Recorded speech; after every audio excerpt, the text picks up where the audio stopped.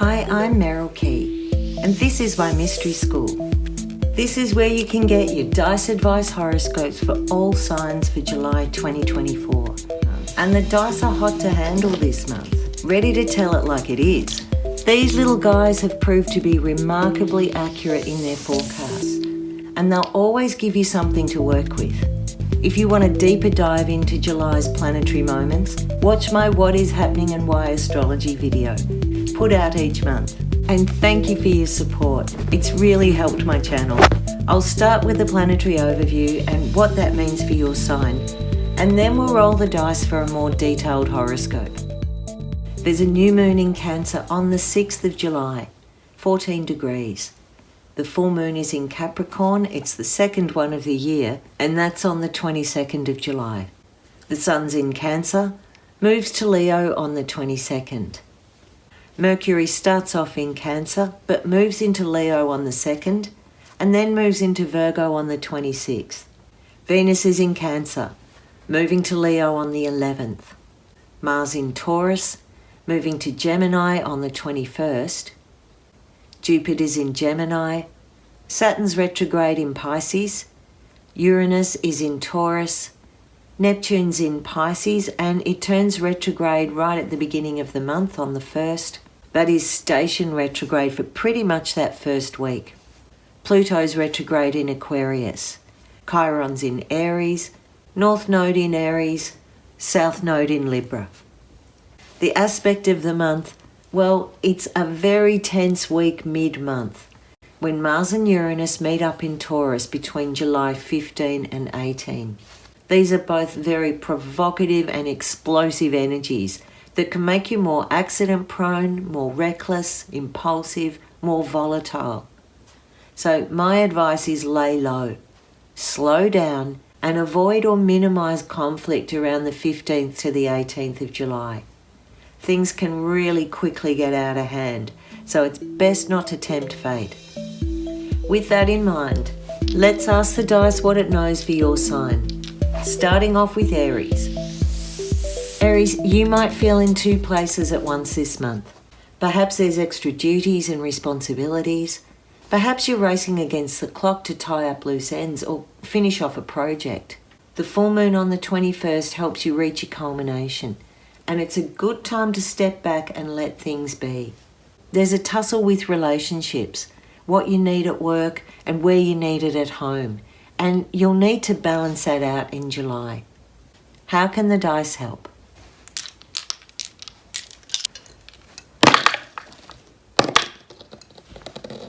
Aries, you have Taurus, Venus, and the 7th house. Well, Aries, this is loveliness.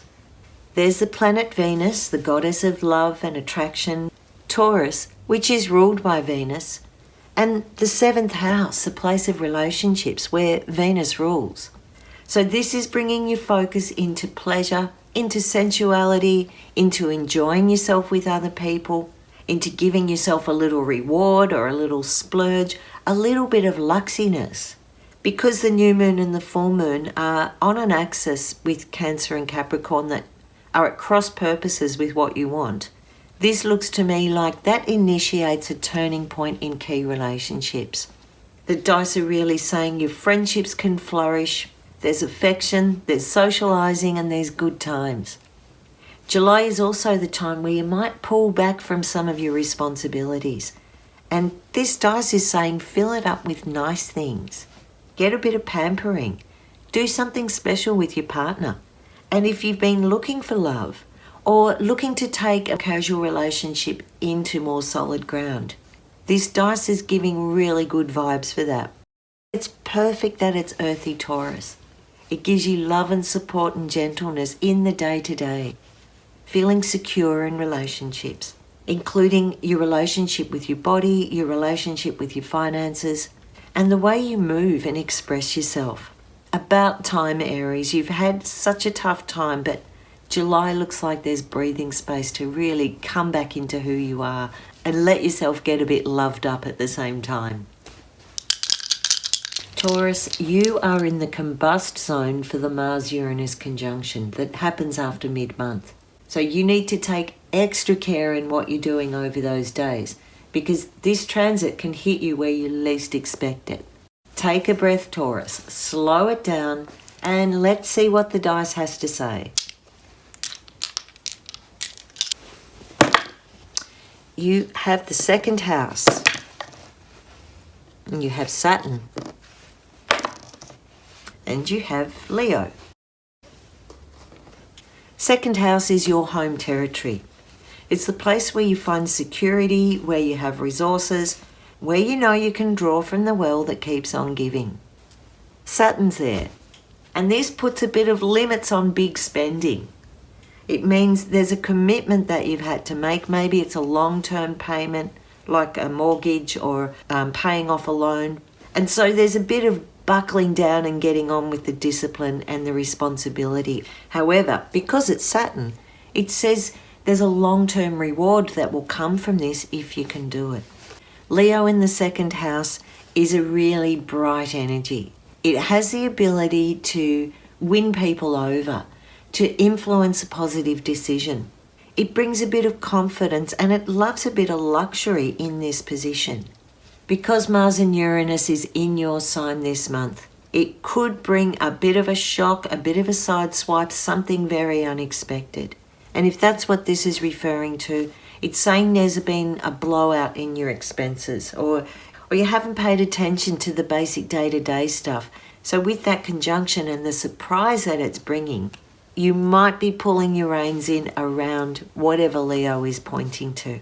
It's also true that Leo can bring in your family members or investing in some sort of family matter. And maybe there's a bit of tight restriction about taking care of your family. The good thing you want to know is, although Saturn puts a restriction when it's in the second house, it gives you a lot of strength. It helps you tighten up the loose ends and you can start to enjoy the luxuries beyond the necessities of life. So hang in there, work through it, and the discipline will really pay off. Gemini, Jupiter is in your sign, and it has you asking the big questions and fretting a bit about the small details. How do you get to there from here? Jupiter's job is to make you grow and expand and face the future with optimism, even if the growth spurt is uncomfortable and painful at the start. Are you overthinking it, Gemini? Let's ask the dice. Okay, Gems, there's Scorpio. There's the ninth house, big picture, and that was Mars. Okay. Ninth house is the big questions we were just talking about. It's the place where you gather up all the small pieces of information and turn it into knowledge. You turn it into wisdom. You turn it into something you can share with the world. So it's very big picture stuff. And we've got Mars there. Mars is our action planet. It wants you to go after what you want. And you're wanting something beyond this small detail, a small life, even stepping out into new and wide territories. That can mean travel, that can mean higher education, it can mean teaching others what you've learned from small piece-to-piece information. And you're very motivated to get it out there in July. But we have to look at what Scorpio's doing there in the middle. Mars is the old ruler of Scorpio. It's comfortable in that sign. And Scorpionic strength, when it's activated by Mars, is very powerful, very resilient, and it can just draw down into its inner strength and its inner experience and keep on going. So what does this mean for you? There's something you'll have to fight for, something you want, something you've got to put yourself first in the ninth house experience. And you'll need to use your strength to get there. For some of you, this might be a journey into the Scorpionic depths. You might be embarking on some shamanic training, starting a new fitness regime, or having to adjust your diet and really buckle down and draw on your strength. Use Mars and Scorpio to focus your energy. Use it to rise up from a dark place.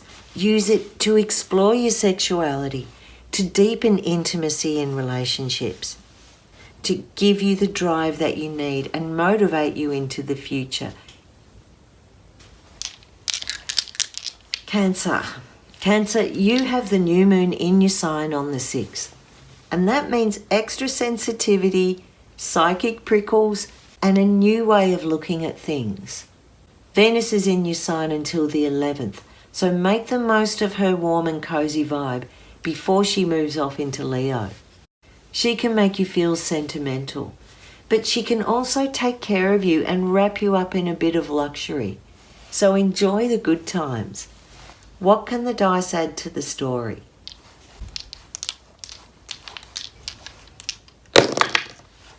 Okay, you have Cancer. You have the Sun, that's you, and the 11th house. Well, these are lucky dice for you. Cancer, there you are. There's the Sun, your sun sign, and the 11th house is putting you in the place of finding your tribe, realizing some dreams, feeling aspirational and connecting to a broader community. July is your month because the Sun travels through the zodiac sign of Cancer, and the 11th house brings you into like-minded others, people who get you. You find where you belong.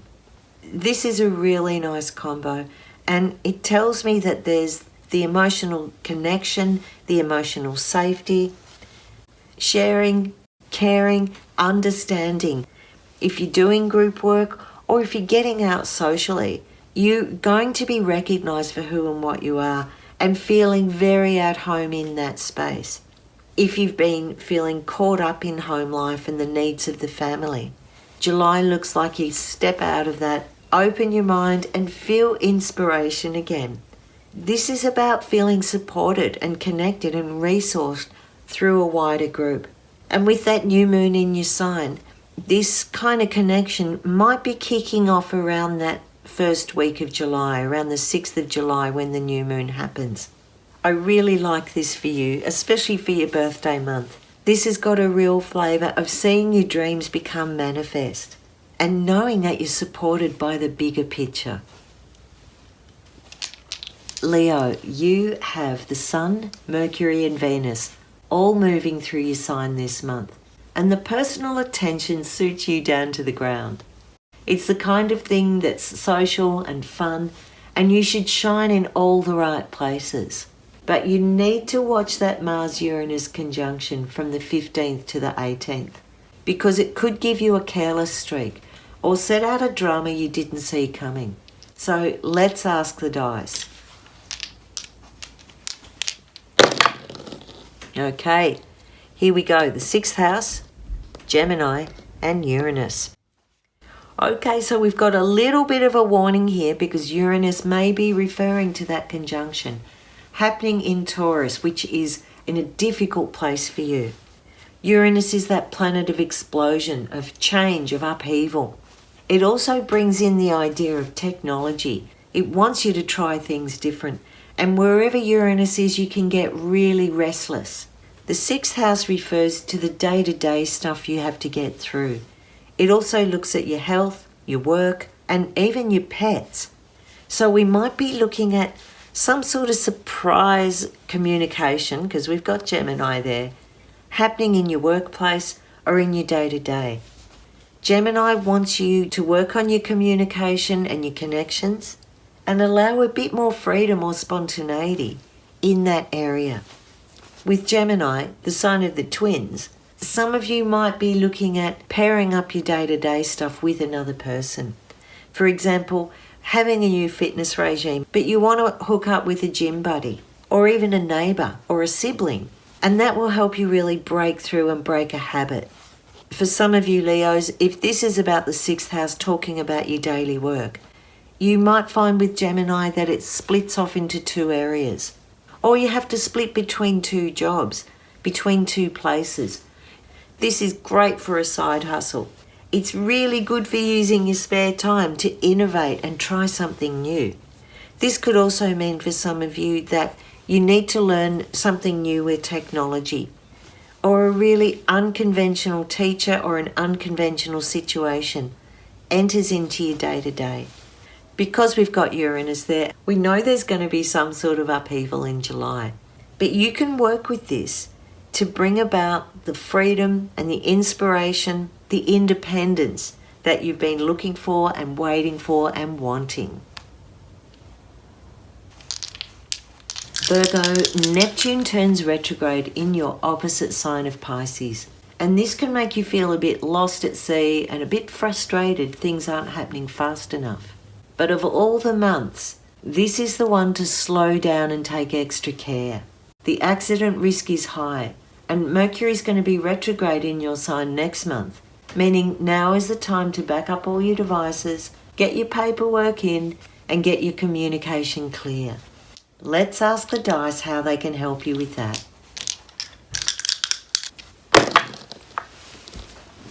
Okay, Neptune, Pisces, 8th house. I don't think the dice could get more specific than that. We've just talked about Neptune being retrograde in Pisces, and there's a little extra bit you need to know about. It's not only retrograde in Pisces from the beginning of this month, it's retrograde in Pisces at a really, really sensitive point in the astrology chart, the division between Pisces and the new cycle of Aries. I talk about this more in the June What is Happening and Why Astrology video, because it's at the point of a very powerful threshold. And the 8th house is that place of life, death, birth and rebirth. You might have a sense that something really big is transforming under your feet, evolving a greater part of yourself. There's a very beautiful Virgoian sense of being a part of service here, of really coming from your higher service. And the 8th house says you're closing the door on something to allow this new dream space to move in. Now, some of you are going to find Neptune in Pisces is connecting you on a spiritual level, where you're dissolving some of your sort of physical or earthly or really 3D mundane attachments to things. And that might mean that things that you thought were going to be around forever start to dissolve away. You're moving away from some of the judgments and the criticisms that have really held you back or kept you small. It's a big time to surrender, and whatever you've been grasping, just loosen your grip and trust. There's an ending that you really ask to let flow through you, rather than forcing things. And as you do that, you'll find the spiritual support that really nourishes your greater picture, your soul path, is there for you. Libra. Now, many Librans will find that they're at a crossroad over July. There's a sense of needing to step up to the plate by either taking on more responsibilities or letting some go with an eye on your standards, your values and your boundaries. How can the dice help you back up your decision? North Node, Pisces, 8th house. Well, this one is a bit why Librans are feeling they're at a crossroad. The North Node is in your opposite sign of Aries. And the North Node is the place that pulls you forward into the future. That's a kind of light switch to see your way forward. And currently, the South Node is in your sign, Libra, meaning all Librans are going through a patch where you're letting go of the past, you've been looking at your comfort zones and how they don't work anymore. And here, this month, the new life is calling you. And with Pisces, it's a spiritual calling. It's the way you give and receive. It's looking at where your boundaries got sloppy and you ended up feeling like a fish out of water. These dice tell me there's a rebirth waiting for you this month. But it doesn't happen suddenly. It's something that comes out through Pisces, through gentleness, through compassion. And I feel, Libra, because you've got the South Node wearing you out in your sign, you're asked to be compassionate with yourself, with mistakes, let go of your regrets, let go of any sense of feeling victim, and find a way to resolve those issues with forgiveness. If you can put some work into that this month, Libra, I think the North Node will take you to a place where you feel really held, really understood. There's something calling on you to step through and surrender, and it will bring more meaning, more purpose, and in some way more intimacy into your life in a positive way. Scorpio, you benefit from both the Cancer new moon and the Capricorn full moon during the month. You've done the research, you've explored the options, and now you're ready to take it up a notch. Whether that's a relationship, a commitment, a move, or a step into the unknown, now is the time to be strategic. The Mars-Uranus conjunction is in your opposite sign of Taurus, so there's an inevitability that rears up mid-month, needing your attention. I think you've got it covered, but let's ask the dice.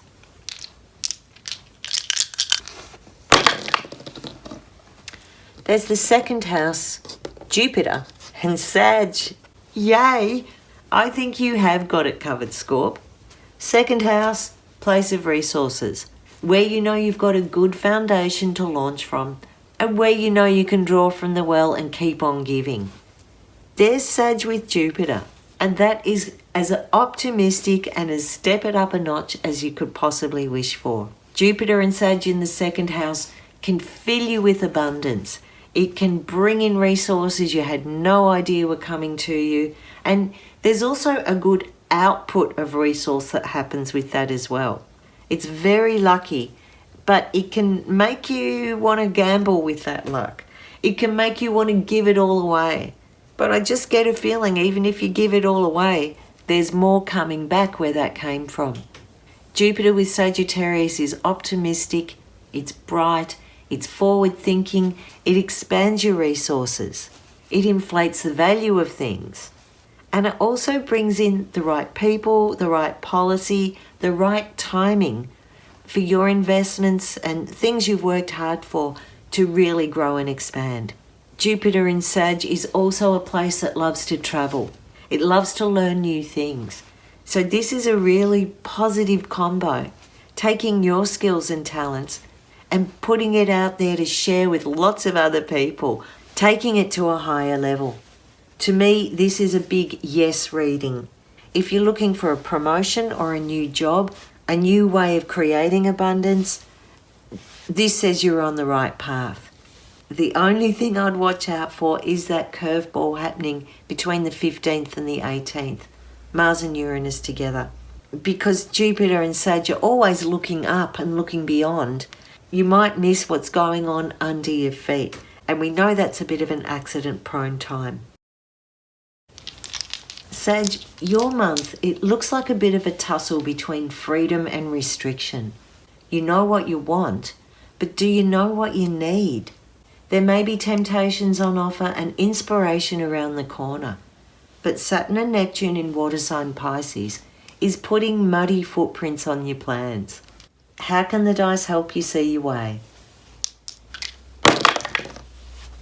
Okay, you have the 9th house, Saturn, and Libra. Sag, this is a really interesting combination. Saturn is referring to that restriction that we talked about. Those muddy footprints which are mucking up your plans. And you've got a tussle between freedom and wanting more, but skipping over some of the steps to get there. Libra is the sign of balance. She's also balancing your relationships. She can be quite idealistic. And Saturn there is saying, maybe you've been disappointed in a relationship, or something didn't meet your aspirational view, your personal philosophy on how the world works. Even perhaps literally with the 9th house, your relationships that are long distance. Perhaps they're online.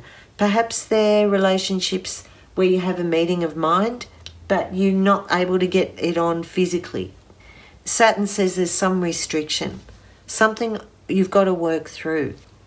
If something's not sitting authentically with you in a relationship, or if you feel that your purpose is misaligned, July will be the time that you try to integrate that. Try to work out the nuts and bolts and the details before you rush ahead. And that's good advice coming from the dice. Don't be blinded by disappointments and don't feel held back by obstacles or restrictions. There's potential for you to commit if it lines up with your values, your purpose, and your big picture.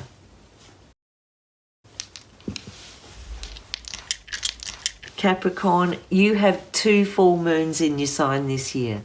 The second of that pair falls on the 22nd of July, and it puts a bookend to something you were winding down or closing off a month ago. This can be a real moment of accomplishment, or it puts you in a place to review the past and see where you're at. So what has the dice got to say?